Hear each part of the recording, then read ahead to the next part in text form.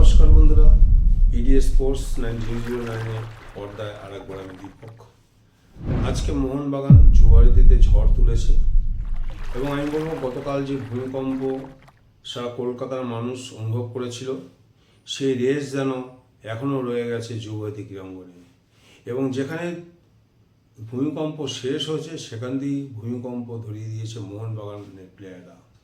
মোহনবাগানের প্রতিটা প্লেয়ার মোহামেডান স্পোর্টিংকে বলতে গেলে এক কথা ছিঁড়ে খেয়েছে।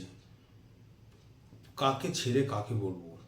আজকে রবসান রবিনো তার জাত চেনালো এবং মরশুমের প্রথম গোল, আইএসএলের প্রথম গোল, পরপর দুটো গোল করে মোহনবাগানের জয়কে নিশ্চিত করে দিয়েছে। আজকে বাঁদিকে হীরা মণ্ডলকে, ডান দিকে রবসান রবিনোর হচ্ছে বাঁদিকটা, হীরা মণ্ডলের ডান দিকটা, তো ওই হীরা মণ্ডলকে পুরো নাজেহাল লেজে গৌড়ে করে দিয়েছে। আজকে কিন্তু আমরা পুরো ব্রাজিলিয়ান টাচ দেখতে পেলাম। আজকে ব্রাজিলিয়ান টাচ কি হয়, যেটা আমরা হোসে আমরা ব্যারেটোর পা থেকে আগে দেখতে পেতাম। যখন মোহনবাগান 90 দশকে মোহনবাগান যখন খেলতো তখন ব্যারেটোর যে ছোঁয়াটা আমরা দেখেছিলাম, পায়ের যে স্কিলটা আমরা দেখেছিলাম, সেই জিনিসটাই যেন আবার নতুন করে দেখা দিয়েছে রবিনোর পা থেকে। বাদিক থেকে যেভাবে অপারেট করেছে, বিপক্ষ ডিফেন্ডারদের যেভাবে ব্যতিব্যস্ত করে তুলেছে, একেবারে বলতে গেলে মোহামেডানকে পুরো দিশেহারা করে দিয়েছে রবসান রবিনো। ব্রাজিলিয়ান সাম্বাজকে আমরা দেখতে পেলাম, পরপর দুটো গোল, বিশ্বমানের গোল। যেভাবে প্রেসিং করে দ্বিতীয় গোলটি করেছে রবসান রবিনো, ওখান থেকে তার জাতটা আমরা চিনতে পারলাম। রবিনো যদি সেরা গোল যদি হতো তাহলে হতো প্রথম দিকেই যে শটটা মেরেছিল, বার পোস্টে লেগে ফিরে আসলো, ওই জায়গা থেকে বাঘ খাওয়ানো শটটা একমাত্র রবীন্দ্রর পক্ষেই সম্ভব ওই শট নেওয়া। রবীন্দ্র এর আগেও প্রচুর বাংলাদেশে খেলা অবস্থায় প্রচুর শট কিন্তু এরকম নিয়ে গোল করেছে। তারই একটা ঝলক কিন্তু আজকে আমরা যুভারতীতে মোহামেডানের ক্রস পিচে কিন্তু দেখতে পেলাম। আজকে যে শটটা মেরেছিল অন্যতম সেরা গোল হতো, যদি গোল হতো। বাকি দুটো গোল তো বিশ্ববাগানের হয়েছেই। রবীন্দ্রকে নিয়ে যত বলবো মনে হয় যেন কম বলা হয়ে গেছে। তো রবীন্দ্রর কথা ছেড়ে দিয়ে আমি বাকি প্লেয়ারদের কথা আসি, কাকে ছেড়ে কাকে বলবো। প্রতিটা প্লেয়ার ডিফেন্সে আলবার্টো রড্রিগেজ থেকে শুরু করে আর আমার রানওয়ে, এবং সবচেয়ে মোহনবাগানের এফেক্টিভ সাইনিং যেটা হয়েছে সেটা হচ্ছে অভিষেক টেক্সাম। অসাধারণ ফুটবল খেলছে, যেভাবে ওভারল্যাপিং করে অ্যাটাকে সহায়তা করেছে, ডিফেন্সে নেমে এসে ডিফেন্স রক্ষা করেছে, মাঝ দিয়ে অ্যাটাক তৈরি করেছে। মোহনবাগানে প্রথম দিন থেকেই প্লেয়ারটা কিন্তু মোহনবাগানের কম্বিনেশনের সাথে সেট হয়ে গেছে। অনেক প্লেয়ারাই কিন্তু এসে ঠিক মেলাতে পারে না নিজেকে দলের সঙ্গে, কিন্তু অভিষেক টেক্সামকে দেখা গেলো মোহনবাগানে এসে পুরো মানিয়ে গেছে। মনে হচ্ছে বহুদিন ধরে টেক্সাম কিন্তু মোহনবাগানে খেলছে। এইরকম একটা প্লেয়ারই কিন্তু মোহনবাগান দরকার ছিল। আর মোহনবাগান ম্যানেজমেন্ট যে কতটা বিচক্ষণতার পরিচয় দেয় সেটা এই অভিষেক টেক্সামের খেলা দেখেই বোঝা যাচ্ছে। পাশাপাশি কত তাড়াতাড়ি করে মুহূর্তের মধ্যে যখনই আমরা দেখলাম আশিস রায় নির্ভরযোগ্য রাইট ব্যাক মোহনবাগান চোটের কবলে পড়ে এবছরের খেলাটা অনিশ্চিত হয়ে গেল বা খেলতেই পারবে না, ঠিক সেই মুহূর্তে থেকে তোমার কেরালা ব্লাস্টার্স থেকে আমাকে সই করিয়ে নিয়ে তাকেই কিন্তু কন্টিনিউ করে যাচ্ছে। আর সে কিন্তু পুরো তার দায়িত্ব পালন করে যাচ্ছে। অ্যাটাকে যেভাবে সাহায্য করছে, আপুইয়াকে যেমন ব্লকিংয়ে সাহায্য করছে, বা ডান দিক থেকে যেমন অ্যাটাকিংয়ে মনবীর সিংকে সাহায্য করেছে, ওই ডান দিক নিয়ে আর বাঁ দিক নিয়ে মোহনবাগানকে আজকে আর চিন্তা করতে হয়নি। এই হচ্ছে গিয়ে মোহনবাগানের দুই সাইড ব্যাকের কথা।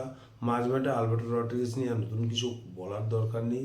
মোহনবাগানের চীনের প্রাচীর হয়ে দাঁড়িয়ে আছে, ওকে টপকে গোল দেওয়া এই মুহূর্তে বিপক্ষের কাছে নিয়ার টু ইম্পসিবল। আর মাঝমাঠে আপুইয়া এই মুহূর্তে অন্যতম ইন্ডিয়ার সেরা মিডফিল্ড যদি কেউ হয় সে হচ্ছে আপুইয়া, সেরা ফুটবলার। যে ফুটবল সে খেলছে, এবং এই আপুইয়া এবং থাপার উপরে কিন্তু সার্জিও লোবরা কিন্তু পুরোপুরি ভরসা করে আছে। কারণ সে সাংবাদিক সম্মেলনে বলেই দিয়েছে আমার কোনো ফরেনার মিডফিল্ডারের দরকার নেই, আপুইয়া এবং থাপা যে কোনো ফরেনার থেকে কম যায় না। সুতরাং আজকে তার কথার পুরোপুরি মূল্য রেখেই কিন্তু দুজন প্লেয়ার খেলেছে এবং মাঝমাঠটা পুরো তাদের দখলেই ছিল। আপুইয়া যেভাবে বল কেড়ে নিয়ে এবং তার পা থেকে বল বেরিয়ে গেলে দ্রুত সেই বলটাকে আবার নিজের কন্ট্রোলে নিয়ে আসা, এটা মোহনবাগানের প্রতিটা প্লেয়ার কিন্তু রপ্ত করে ফেলেছে।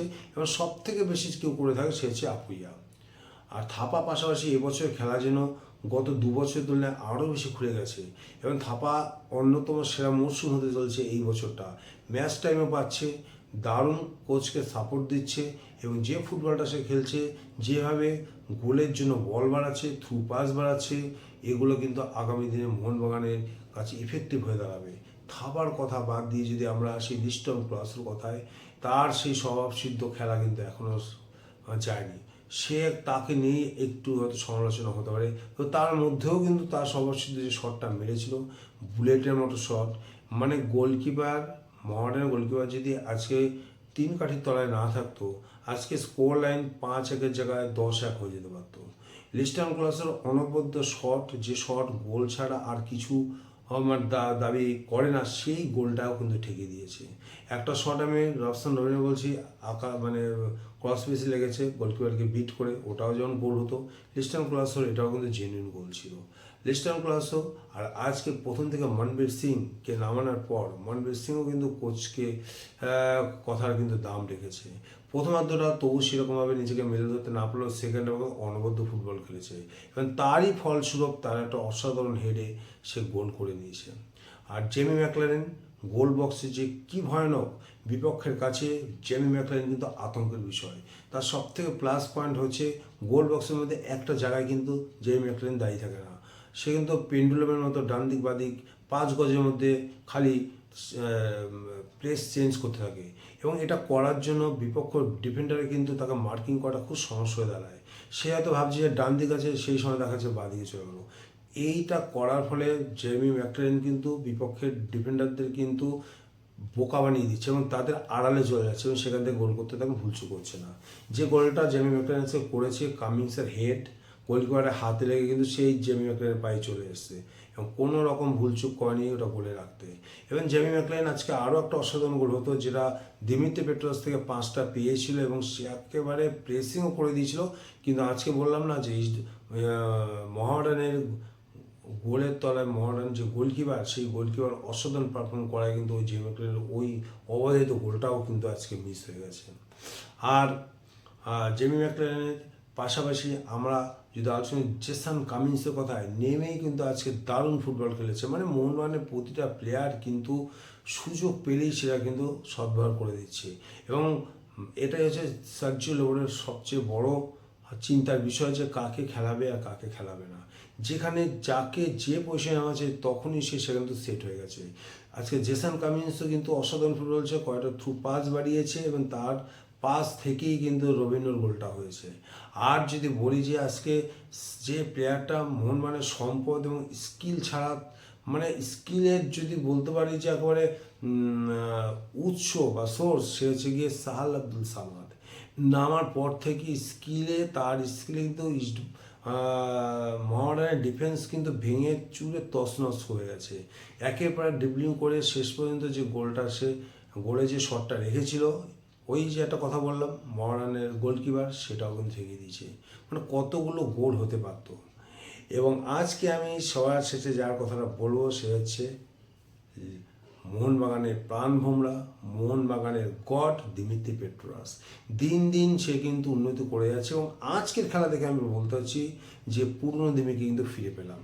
পুরো রবসন রবিনো বসে যাওয়ার পর দিমিত্রি পেট্রোস যে দায়িত্বটা নিয়ে নিয়েছে, যেখান দিয়ে রবসন রবিনো শেষ করছে, সেখানে দিমিত্রি কিন্তু খেলাটা ধরে নিয়েছে।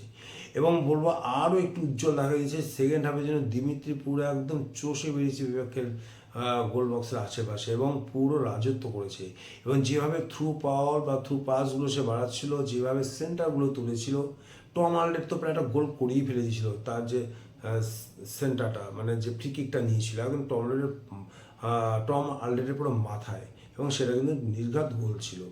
এছাড়া আরও 2-1টা অ্যাসিস্ট কিন্তু আজকে সাকসেসফুল হতে পারতো ম্যাকলারেনের জন্য, আজকে কিন্তু সেগুলো হয়নি। তবে ম্যাকলারেনের কথা বললাম যে ম্যাকলারেন কিন্তু 50% বল কিন্তু 100% গোলে কনভার্ট করতে পারে। আর আর কিয়ান নাসরি নেমে কিন্তু ঝলক দেখিয়ে দিয়েছে। ডান দিক থেকে ঢুকে যে সেন্টারটা সে রেখেছিল ম্যাকলারেনকে একটু শটটা জোর ছিল, ম্যাকলেন কিন্তু মাথাটা অনেকটাই ঘুরিয়ে দিয়েছিল, ওটাও কিন্তু গোল হয়ে যেতে পারতো। মানে কতগুলো গোল হবে, প্রচুর গোল। আর দিমিত্রি পেট্রাসের যে গোল, একদম বিশ্বমানের গোল, যেভাবে লব করে বলটাকে পোস্টে লাগিয়ে গোলটা করলো, এরকম গোল কিন্তু দিমিত্রি পেট্রাস আগেও আমরা দেখেছি। এবং সেই জন্য আমি এই কথাটা বললাম, দিমিত্রি পেট্রাসের মধ্যে কিন্তু আমরা সেই পুরনো দিমিকে একেবারে খুঁজে পেয়েছি আজকের দিনে। এবং দিন দিন উন্নত করছে। এই পর্যায়ে যদি মোহনবাগানের প্রতিটা প্লেয়ার পারফর্ম করতে থাকে, তাহলে বিপক্ষের কোচে কিন্তু কপালে চিন্তার ভাঁজ কিন্তু বাড়তে থাকবে। আর মোহনবাগানে সার্জিও লোবরের কথা অবশ্যই বলতে হবে। তার ফুটবলে যেমন টিম জিতছে, 3 পয়েন্ট পাচ্ছে, সেরকম দর্শকরা যেটা চায় খেলা থেকে চোখের আরাম, সেই চোখের আরামটা কিন্তু আসছে। প্রতিটা কোনো সময় যেন দর্শকদের চোখ বাইরে থেকে যাচ্ছে না, খেলার দিকে আবদ্ধ থাকছে। সম্মোহিত করে দিয়েছে পুরো মোহনবাগান সমর্থকদের। তা পায়ের জাদু, ভেরিয়েশান, পাসের ভেরিয়েশান, স্কিলের ভেরিয়েশান, জায়গা অদল বদল করার ভেরিয়েশান এবং গোলের ভেরিয়েশান, বিভিন্ন ধরনের প্রতি মুহূর্তে কিন্তু ভেরিয়েশান লক্ষ্য করতে পারছি। একবার চোখ যদি বাইরে চলে যায়, তাহলে কিন্তু কোনো একটা কিন্তু মানে অমূল্য সময় কিন্তু দর্শকরা কিন্তু মিস করছে। আজকে দেখা গেল মোহনবাগান প্রতিটা পজিশনে, প্রতিটা প্লেয়ার, প্রতিটা জায়গায় কিন্তু অনবদ্য। এবং এই মোহনবাগানকে এবছর রোখা কিন্তু নিয়ার টু ইম্পসিবল। তবে একটা কথা, মোহামেডান আজকে টোটালি ইন্ডিয়ান ফুটবল আর নিয়ে খেলেছে, কোনো বিদেশি নেই। কেন বুঝতে পারছি না, মোহামেডান ম্যানেজমেন্ট এখন পর্যন্ত স্পন্সর জোগাড় করতে পারলো না। স্পন্সর জোগাড় করতে হবে, নিজেদের জোগাড় করতে হবে।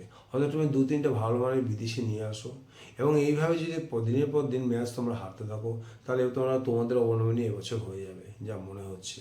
তো এখনও সময় আছে, যে একটা রিক্রুট কিন্তু মোহামেডান কিন্তু করতে হবে, অর্থাৎ ডিফেন্সটাকে কিন্তু একটু জমজমাট করতে হবে। তো আমি আর অন্য দলের সম্বন্ধে তেমন কিছু বলছি না। তবে মোহামেডানের কিন্তু আমরা চাই মোহনবাগান ইস্টবেঙ্গলের পাশাপাশি তৃতীয় শক্তি মোহনবাগানের আমাদের ওয়েস্ট বেঙ্গলের মোহামেডান স্পোর্টিং, তারাও জিতুক, পরবর্তী ম্যাচগুলোতে ড্র করুক, জিতুক বা একটা ফর্মে থাকুক, অথবা আইএসএল এই 3টে দলই খেলুক, এটা কিন্তু আমরা চাই বাঙালি হিসেবে।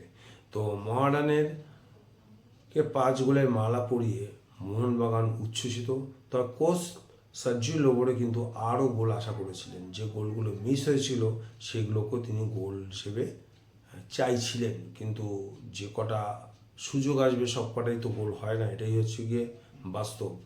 তো মোহনবাগান আগামী দিনে উড়িষ্যা এফসির সাথে ম্যাচ আছে, সেই ম্যাচটাও খুব যে একটা কঠিন প্রতিপক্ষ সেটা বলবো না।